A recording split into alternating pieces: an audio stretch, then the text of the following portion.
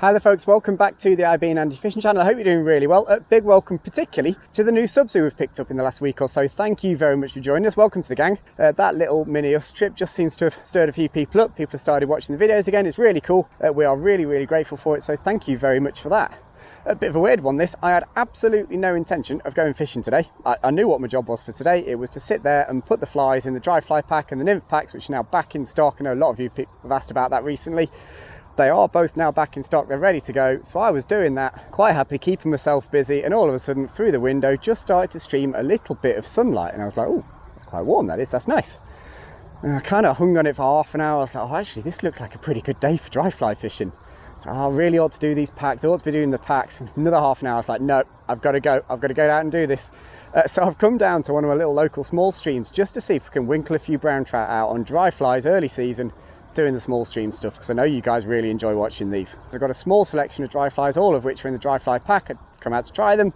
I've got a really special rig with me. The rod in particular is an absolutely gorgeous fiberglass rod. I'd call it posh glass or fancy glass. This is a McFarlane Special 6'8" 3-weight, and it's built by Sandy Nelson. You know, those people are irritatingly talented. This is like one of the most beautifully finished fishing rods you will ever see. I've had it down here now for about a year or so. I've used it a little bit last year, but not as much as I wanted to. Every time I took it out, I just thought, wow, this is so special. I've been desperate to film a video with it, so here we are. We've got a gorgeous rod with us. It's absolutely perfect for this small stream, and hopefully we can find a few rises, because I have seen a few bugs. In terms of the rest of the kit, nice Shilton reel, good drag system, 4-weight fly line. I always like to overline when I'm fishing short range like this. It's a 12-foot tapered leader that's about £5 that I've cut the thickest 2.5 feet off. I'm still well into the butt section there, but I don't need a 12-foot leader here, so I've shortened that slightly. And we'll switch between the flies depending on what we think's appropriate. We'll have both large dark olives hatching and some granum hatching too, I think, so we've got options. I've got a sort of arbitrary target of, you know, if I can find 3 fish and rise 2 of them and land them, I think that'd be a really good day. I'm not expecting this to go ballistic, still very early. But if I could find 3 and rise 2, I'd be absolutely thrilled with that. I want to crack on. I haven't got lots of time. I need to go back and make sure the dog's not tearing the house to bits in a few hours. So let's crack on. Let's see if we can find any rises. Okay, so I've been walking for about 2 minutes there, and I've already found a fish. It hasn't taken very long at all. I'm going to apologise about the amount of road noise in this area. I'm hoping as we work upstream and get away from that road, it's going to be a little bit more peaceful. I've seen a fish rise just above this little young tree just on the far bank. Try and keep myself nice and low. I've not got much room in any direction to cover him. There's a nice crunchy rise. I'm assuming it was just eating a caddis, so both caddis and large darks hatching. So first off we'll go deer hair emerger, see if that'll lift him. Let's just pop this up there and see what happens. Oh, we've got a bit of a downstream breeze. I say a bit, actually, it's pretty strong. It's a lot stronger than I anticipated. There was not a breath of wind on the walk down here, and now it's freaking howling, and I've just hit the camera. Let's try that again. I think it's below him, but actually, that wasn't a bad first cast. I've got to get into a slightly better position for this, across and up. So the closer I get to the fish, the higher the likelihood of me spooking it. Oh, there he is. Yeah, okay, right.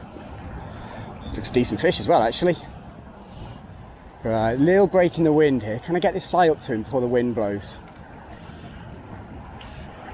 Okay, that's up there. Just kind of get it. Oh, he boiled on it. He boiled on it. Oh, gosh, dang it. He must have seen it drag. I was just about to say, can I get that to go through without dragging? He boiled on it, but it was dragging, so he didn't eat it. Sounds counterintuitive, but actually, as long as I'm not too clumsy with it, that downstream breeze could be a help here. It might just help things. Oh, there's a second fish. Might just help things land with a bit more slack.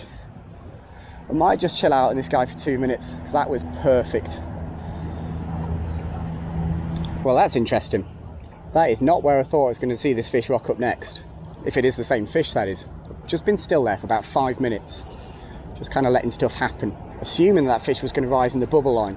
And something has just risen quite a long way off the bubble line, directly in front of me.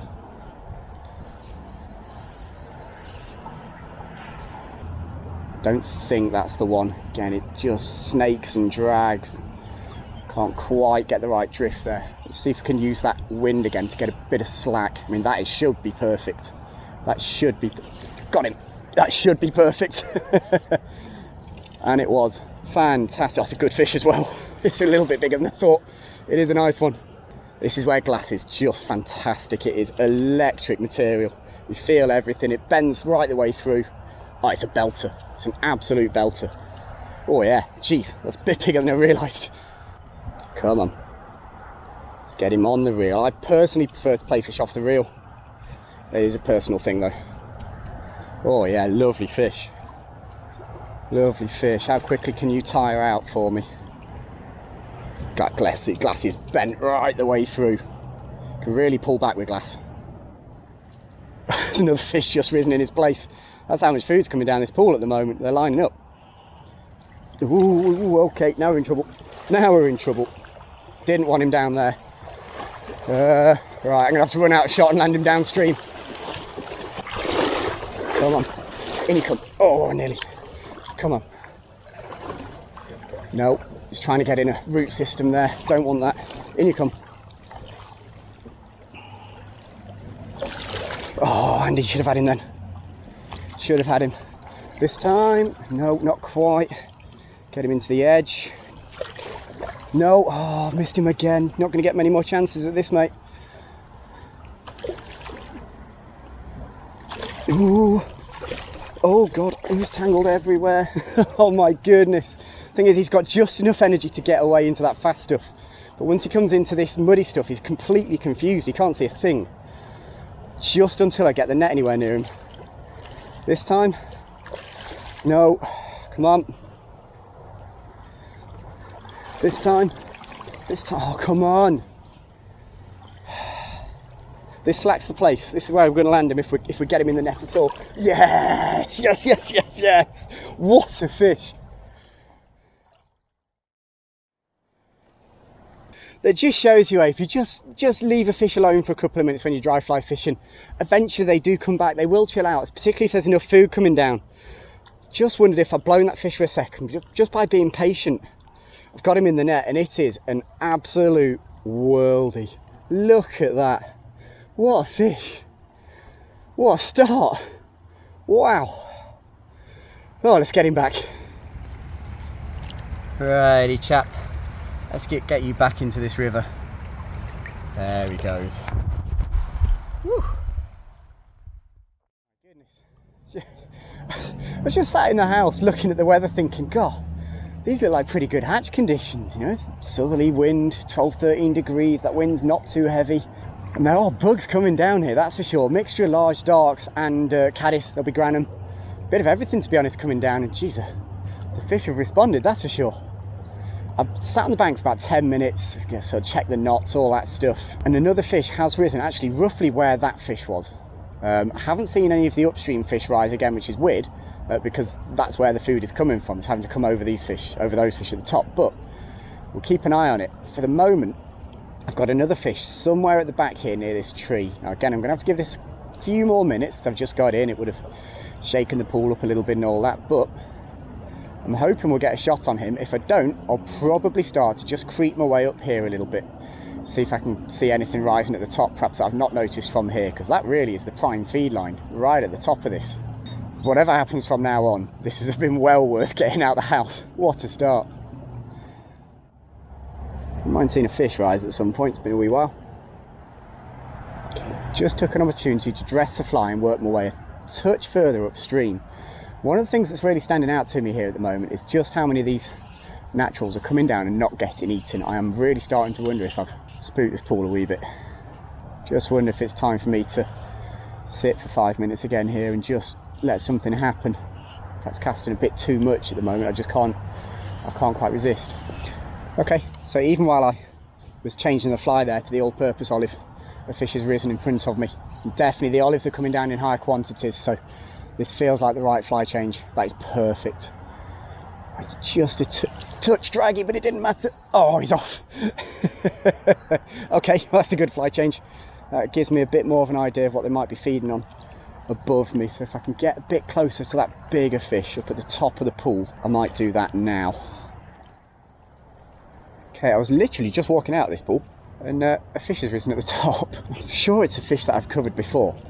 We'll give him a couple more dribs of this olive and maybe there's maybe there's a case here for a different fly, or I'm not entirely sure what it is he's eating. I've not seen it. He's risen twice, fairly quick succession. He's right at the top. It's a good distance, but it might cover him. It might cover him. It's close. Yeah, that's pretty close. It's dragged. It's not a great drift. Gives me something to go at least. Slightly longer cast than I thought I'd have to make today. Wow, we've got a bit of space. Oh, that is absolutely perfect. Surely you eat that. Surely you eat that. Yes, he does. Yes, he does. Oh, wow. I was literally walking away from this pool. Just waited long enough for another fish to rise. Jeez, he's got his head down. Where are you going, bud? Don't know how big it is yet. I've not seen it, but certainly pull him. Like to get him on the reel, but while he's at this distance, I think we'll just concentrate on what he's doing. Looks another nice fool. Looks another nice fish. Looks another nice fish. Just get a little bit of line on the reel. He seems to want to go upstream. Let's see. I'm not particularly happy with that, because as I've put the line on the reel, I've put it all on one side. Whey! And it's sort of bunched up. Let's try that again. Get some line on the other side of the reel. That's better. Feel a bit more comfortable with that. It is another nice fish. That drag seems to be set well. £5 tip, well, £5 leader. Should be able to pull back reasonably hard. Glass rod's nice and soft. Don't do anything bonkers here, Andy, and you've got another good fish in the net. Are you ready? You all ready, John? Oh, Andy, you might have just missed a chance there. I didn't think there was even a thought of getting him in the net yet. Unlike the last fish, he seems to have just sort of given up. Come on! This is unbelievable. Oh, what a start! Only been here 25 minutes. Two absolute belters. Well, if this is going to be the stamp of fish we're going to run into today, this could be an electric few hours fishing. Look at that. Absolute stunner again. Okay then, mate. Well, thank you very much for giving yourself away just in time for me there. That was greatly appreciated. A little bit of a sulk. Is that your plan? Off he goes. Well, I'm not going to lie, if you'd have offered me 2 fish out of the first pool in the first few minutes I got here, I would have absolutely snapped your hand off.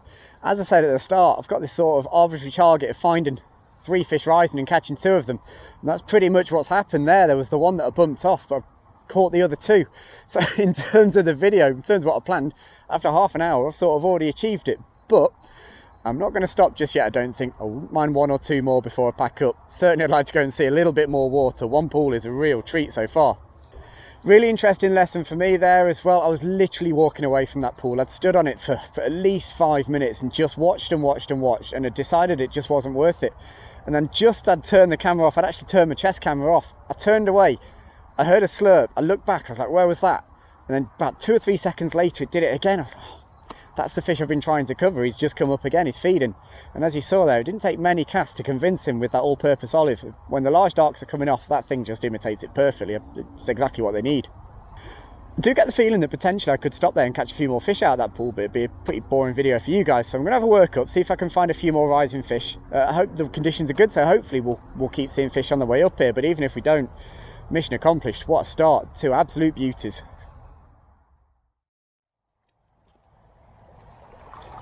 Okay, it's taken me a few minutes. I've had a bit of a walk up and a bit of a walk down, but eventually I have found a riser in this bubble line in front of me. Potentially, actually, there's more than one as well. I'm not 100% sure. Either it's one fish that's feeding really hard, or there's a couple up here. Problem is, once again, I'm having to approach this from a tail out, and I know I'm going to get really bad drag here, so I'll try and get as close to these fish as possible, try and minimise the effects of this fast water at the rod tip. And stick with that olive for the moment, because it just feels like the right thing to do. I just know I'm going to get serious drag here. I just have to try and dump a bit of slack. Go up, down, drop the slack. I've lost the fly completely. Oh, I've got it, yeah. It's actually pretty difficult to see that fly up there. The drift was okay. That drift was pretty good. There he is. Yeah, that drift was fine. Let's try that again. Up, down, drop some slack. Oh man, it's a nice fish as well. I'll be honest, I lost the fly. I completely lost the fly. What that fish ate wasn't what I thought my fly was. I just struck instinctively and it was on. Ah, no, no, no. Looks like we're giving this one a few minutes again, just to see if they chill out.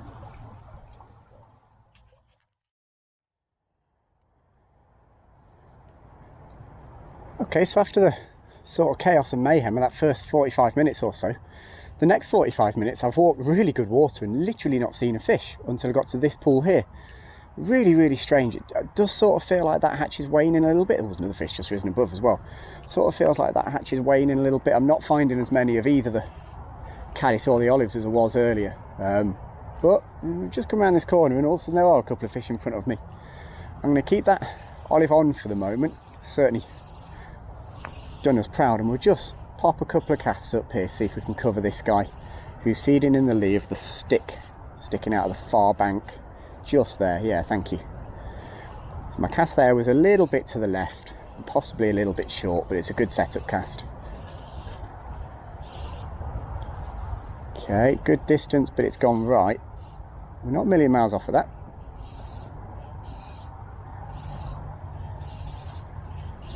Third time's a charm.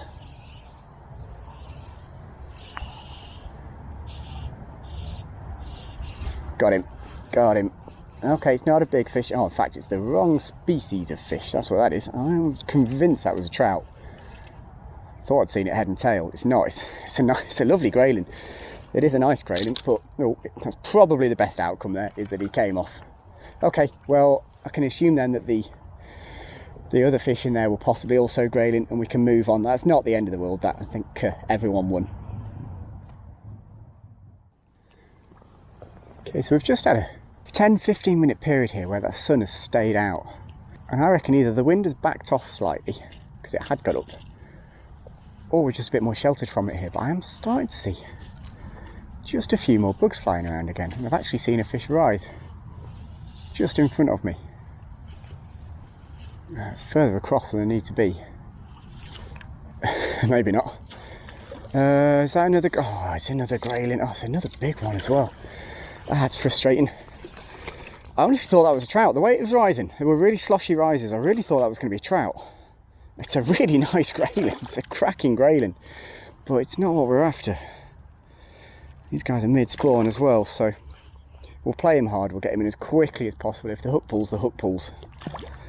And we'll keep working up, because I'm sure there must be one more trout in here for me somewhere. Nice fish, never left the water. Just be more trout. Well, I've done nothing but walk and watch for the last 45 minutes, maybe an hour, and I've seen absolutely nothing. The olives have gone, most of the caddis have gone. There's a few bits and pieces drifting around, a couple of spinners and a couple of caddis still, the odd beetle and things like that.